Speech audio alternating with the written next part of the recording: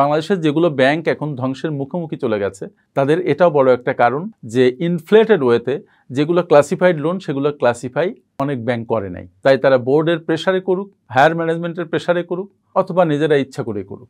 এটা স্পষ্টত বাংলাদেশ ব্যাংকের 15 নম্বর সার্কুলারের 7 নম্বরের যে পয়েন্ট এ অ্যান্ড বি সেটার ভায়োলেশন। এখন দেখা গেছে যে বাংলাদেশ ব্যাংক অ্যাজ রেগুলেটর এগুলো শক্ত হাতে ডিল করা দরকার, কিন্তু পূর্বতন বছরগুলোতে সেগুলো একটা মরা গরুকে জীবিত আকারে দেখিয়ে দেওয়া হয়েছে এবং বিভিন্ন প্রেসারে হোক বা যে কোনো কারণেই হোক ব্যাংকাররাও সেদিকে নজর দেয় নেই, কারণ ব্যাংকেরও টার্গেট থাকে, প্রফিটের টার্গেট থাকে। তারা হয়তো যদি সাসপেন্সে টাকাটা রেখে দেয় ক্লাসিফাইড আকারে রাখার কারণে, তাহলে ব্যাংকের প্রফিটেবিলিটি কমে যাবে, রেট অফ ক্লাসিফিকেশন বেড়ে যাবে, ব্যাংকের রেটিং খারাপ হবে, এগুলো অনেক বিষয় আছে। কিন্তু আলটিমেটলি আমরা জানি দুই ধরনের ক্লায়েন্ট আছে।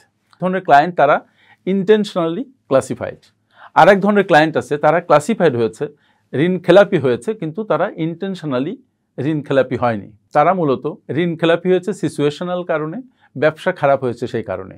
আমরা জানি সারা বিশ্বে সেটা হয়। কিছু ক্লায়েন্ট সত্যি সত্যি ব্যবসা করতে যেয়ে ব্যবসায়িক ক্ষতির সম্মুখীন হয়। বাংলাদেশেই শুধু এই চর্চাটা আছে যে শুধু টাকা লুট করার ব্যাপার আছে, যেমন এস আলমের মতো। বিশ্বের অন্য দেশগুলোতে এরকম লুটের ঘটনা আর নেই যতদূর আমি জানি।